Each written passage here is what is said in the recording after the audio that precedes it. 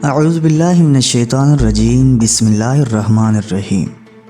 جہان دانش کے معزز دوستوں، میں ہوں محمد عمر اور اب تمام دیکھنے اور سننے والوں کو السلام علیکم۔ ناظرین گرامی، وہ شکل سے شریف گھر کی بیٹی لگ رہی تھی۔ میں اس کے پاس گیا، وہ میرے قریب ہو کر بولی، صاحب چلو گے؟ میں نے پوچھا کتنے پیسے لوگی؟ کہنے لگی آپ کتنے دیں گے؟ میں نے اس کی نیلی سی آنکھوں میں جھانک کر دیکھا، وہ بے بس سی لگ رہی تھی۔ میں نے بولا آؤ کار میں بیٹھو۔ وہ ڈر رہی تھی، کہنے لگی کتنے آدمی ہو؟ میں نے کہا ڈرو نہیں، میں اکیلا ہی ہوں۔ وہ خاموش بیٹھی رہی، پھر کہنے لگی آپ مجھے سگریٹ سے اذیت تو نہیں دو گے؟ میں مسکرایا اور بولا بالکل بھی نہیں۔ پھر اس نے ایک لمبی سانس بھری اور بولی آپ میرے ساتھ کوئی ظلم تو نہیں کریں گے؟ آپ چاہے مجھے 500 کم دے دینا، لیکن میرے ساتھ برا نہ کرنا۔ پیارے دوستو، وہ بہت خوبصورت تھی اور معصومیت اس کی باتوں سے ٹپک رہی تھی، پھر بھی نہ جانے کیوں وہ جسم بیچنے پر مجبور تھی۔ وہ نہیں جانتی تھی کہ میں کون ہوں۔ میں نے پوچھا کھانا کھایا؟ کہنے لگی نہیں۔ میں نے ہوٹل کے سامنے کار روکی، ہوٹل والا مجھے جانتا تھا۔ اس نے جلدی سے کھانا پیک کیا اور مجھے دے دیا۔ میں واپس کار میں آ کر بیٹھا اور اپنے آفس کی طرف چل دیا۔ چوکیدار نے دروازہ کھولا، میں نے کار پارک کی۔ رات کے تقریباً 11 بج رہے تھے۔ سب اپنا اپنا کام کر رہے تھے اور وہ مسلسل میری طرف دیکھے جا رہی تھی۔ میں نے کھانا پلیٹ میں ڈالا، اسے کہا ہاتھ دھو لو۔ وہ کہنے لگی میں نے نہیں کھانا۔ میں نے پیار سے کہا ڈرو نہیں، تمہیں کچھ نہیں ہوگا۔ وہ ہاتھ دھو کر آئی، میرے سامنے کرسی پر بیٹھ گئی اور کھانا کھانے لگی۔ جب کھانا کھا لیا تو کچھ کھانا بچ گیا۔ کہنے لگی یہ میں گھر لے جا سکتی ہوں؟ میں مسکرایا اور بولا بالکل بھی نہیں۔ وہ چپ ہو گئی اور برقع اتارنے لگی۔ میں نے کہا رک جائیں اور میرے پاس آ کر بیٹھ جائیں۔ وہ حیران تھی، میری آنکھوں میں دیکھ کر بولی جلدی سے اپنا کام کریں اور مجھے واپس چھوڑ آئیں۔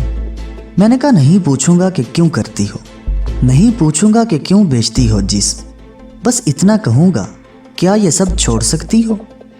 وہ میرے چہرے کی طرف دیکھتے ہوئے بولی کہ آپ مجھے پاگل لگتے ہیں۔ میں نے اس کی آنکھوں میں دیکھا اور کہا ہاں میں پاگل ہی ہوں، سب مجھے پاگل ہی سمجھتے ہیں۔ وہ کہنے لگی اگر کچھ کرنا نہیں تو مجھے واپس چھوڑاؤ۔ میں نے اس کے سر پر ہاتھ رکھا، پھر پرس سے 3000 نکالے اور اس کے ہاتھ پر رکھ دیے۔ وہ حیران تھی اور مجھے کہنے لگی کہ میں نے نہیں لینے، آپ یہ پیسے مجھے کیوں دے رہے؟ میں نے اس کے چہرے پہ ایک تھکن سی محسوس کی۔ وہ اپنے آنسو رو کے بیٹھی تھی، بار بار کہہ رہی تھی مجھے واپس چھوڑ کر آؤ، مجھے ڈر لگ رہا ہے۔ میں نے اسے یقین دلایا ڈرنے کی کوئی بات نہیں۔ اچھا بتاؤ نا، بہت درد دیا نا زندگی نے؟ یہ سننا تھا، اس کی آنکھیں نم ہو گئی، جیسے کوئی قیامت گر گئی ہو۔ میں سمجھ چکا تھا کوئی بہت بڑا درد لیے گھوم رہی۔ دروازہ کھولا، کانپتی آواز میں بولی مجھے واپس چھوڑ کر آؤ۔ میں نے اسے بٹھایا اور کہا میرا نام عمر ہے، ڈرو نہیں، خود کو محفوظ سمجھو۔ اسے جب یقین ہو گیا کہ پریشانی والی کوئی بات نہیں تو بتانے لگی شوہر مر گیا اور 3 بیٹیاں ہیں، سسرال والوں نے نکال دیا، ماں باپ فوت ہو چکے ہیں، بھائی کوئی نہیں۔ ماموں کے گھر آئی، ماموں کے بیٹے نے میرے ساتھ زیادتی کی۔ میں نے جب مامی کو بتایا تو سب نے مجھے غلط کہا، مجھے دھکے دے کر گھر سے نکال دیا اور دور کے رشتہ دار ایک بوڑھے سے میری شادی کروا دی۔ اس کے بھی بچے تھے، اس کے بچوں نے مجھے بہت ذلیل کیا اور پھر وہ شوہر بھی فوت ہو گیا۔ بیٹیوں کو لیے در بدر بھٹکنے لگی، نہ چھت تھی نہ روٹی تھی، بھوک تھی، افلاس تھی۔ سڑک پہ کھڑی تھی، ایک صاحب آئے اور کہنے لگے 1 گھنٹے کے 5000 دوں گا۔ نہ چاہتے ہوئے ماں کی ممتا حالات کی ستائی ہوئی کیا کرتی، آخر چل دی۔ اب ہر روز جسم بیچتی ہوں، کرائے کا گھر ہے، بیٹیوں کو اکیلا چھوڑ کر آتی ہوں۔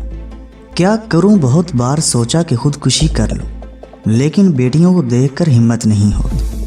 وہ رو رہی تھی اور میں زمانے کی بے حسی محسوس کر رہا تھا۔ اس کے سر پر ہاتھ رکھا اور کہا کہ آج سے عمر تمہارا بھائی ہے، تم اپنی بیٹیوں کو لو اور میرے آفس کے اوپر والے ایک روم میں رہو۔ وہ یقین نہیں کر پا رہی تھی۔ کار میں بٹھایا، اس کے گھر پہنچا۔ بیٹیاں سوئی ہوئی تھیں، بہت پیاری تھیں۔ گود میں اٹھایا، دل کو سکون ملا۔ وہ مسلسل روئے جا رہی تھی۔ مجھے کہنے لگی، آپ فرشتے ہیں، آپ کون ہیں؟ میں اسے اپنے آفس لے آیا۔ وہ جھولی اٹھا کر دعائیں دینے لگی اور نہ جانے کتنی دعائیں دیتی جا رہی تھی۔ میں نے اسے کہا کہ جا کر سو جائے۔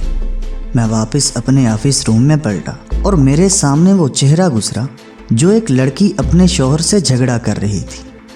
اسے کہہ رہی تھی، مجھے طلاق دے دو، تم کو میری قدر ہی نہیں۔ اپنی بیوقوفی کی وجہ سے وہ اپنا گھر جلا رہی تھی، اور وہ بیچاری کیا جانے زمانے کی تلخیاں کیا ہوتی ہیں، زمانے کا ڈسنا کیا ہوتا ہے۔ ناظرین گرامی، میں بتانا چاہتا ہوں کہ اپنا گھر جان بوجھ کر اجاڑنے والی لڑکیوں کو طلاقیں لینا آسان ہے، اس کے بعد جینا موت ہے۔ کبھی ساس کا رونا تو کبھی نند کا سیاپا اور کبھی جٹھانی سے لڑائی، یہ ہر گھر کی بات ہے۔ اس کا ہرگز مطلب طلاق لینا یا گھر اجاڑنا نہیں۔ ہزاروں آنکھوں کے آنسو دیکھ کر کم عمری میں ہی میرے سر کے بال سفید ہو گئے۔ اپنے گھر والوں کو آباد رکھو، خدا را اپنے گھر والوں کو آباد رکھو۔ خدا کی قسم، ایک وقت آتا ہے کہ نہ بھائی حال پوچھتے ہیں نہ سگی بہنیں۔ سب وقت کے ساتھ چہرے کے نقاب بدل لیتے ہیں۔ عمر ہر جگہ ہر کسی کو تھامنے کے لیے کھڑا نہیں ملے گا۔ ہاں، میرا قلم شاید کسی کو بربادی سے پہلے بچا لے۔ ہم سفر کیسا بھی ہے، وہ تمہاری ڈھال ہے۔ شادی کے بعد سگے بھائی سے خرچہ لینا بھی بھیک مانگنے جیسا لگتا ہے۔ میری باتیں وہ عورتیں سمجھ سکتی ہیں جن پر ایسا کچھ گزرا ہو۔ ہم سفر جیسا بھی ہے، وہ تمہارا لباس ہے۔ یاد رکھنا، زمانے کے لیے تم صرف گوشت کا ایک ٹکڑا ہو۔ وہ زمانے گزرے، مدت ہوئی جب رشتوں کا پاس رکھا جاتا تھا۔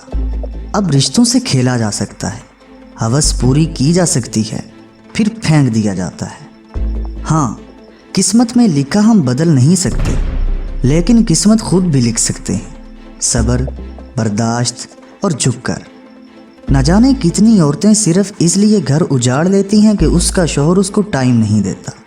ہاں، یہ شکوہ کرنا درست ہے، لیکن کیا یہ گارنٹی ہے کہ اس کے بعد زندگی میں آنے والا اس سے بھی زیادہ برا ہو؟ صرف ایک زندگی ہے، اس کو پیار، محبت، سمجھداری اور شکر کے ساتھ گزار لو۔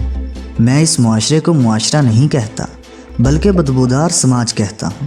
یہاں جگہ جگہ پہ لٹیرے کھڑے ہیں، عزتوں کے، خواہشوں کے، بھرم کے، بھروسے کے، اعتبار کے۔ بس آخر پہ ایک بات کہوں گا، اگر تم کو پیٹ بھرنے کے لیے چار دیواری سے باہر نہیں جانا پڑتا، اگر تم کو جسم نہیں بیچنا پڑتا، اگر تمہارے سر پہ چادر ہے، اگر لوگ تمہارا سودا نہیں کرتے، اگر لوگ تم کو وحشیہ نہیں کہتے، اگر تمہارا دامن پاکیزہ ہے، اگر تم رات کو محفوظ پناہگاہ میں سوتی ہو، تو اپنا آشیانہ مت برباد کیجیے گا، ورنہ رون دی جاؤ گی، نوچ لی جاؤ گی۔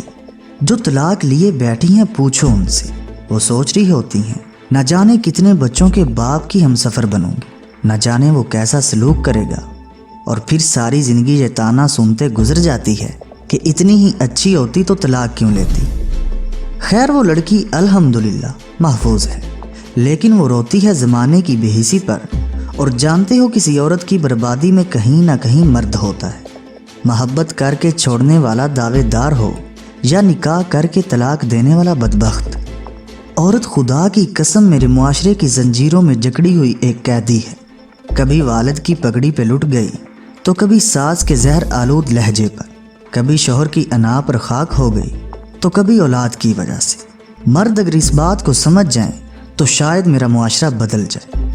ہاں، کچھ ایسی عورتیں ہوتی ہیں جن کو جتنی بھی عزت دے دو، وہ عزت کی چادر سے زیادہ بازار کی رونق بننا پسند کرتی ہیں۔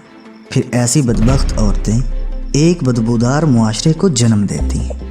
تو دوستو، آخر میں دعا ہے کہ اللہ تعالیٰ پیغمبر آخر الزماں، وجہ تخلیق کائنات، پیارے آقا حضرت محمد صلی اللہ علیہ وسلم کی بدولت ہمارے معاشرے کو عصمت فروشی سے بچائے، آمین ثم آمین۔ تو دوستو، ویڈیو پسند آنے کی صورت میں اسے لائک کرتے ہوئے فیس بک اور واٹس ایپ پر اپنے دیگر دوستوں کے ساتھ بھی شیئر کیجیے، اور ہماری اگلی ویڈیو آنے تک اپنا اور اپنے دوستوں کا ڈھیر سارا خیال رکھیے گا۔ اللہ حافظ۔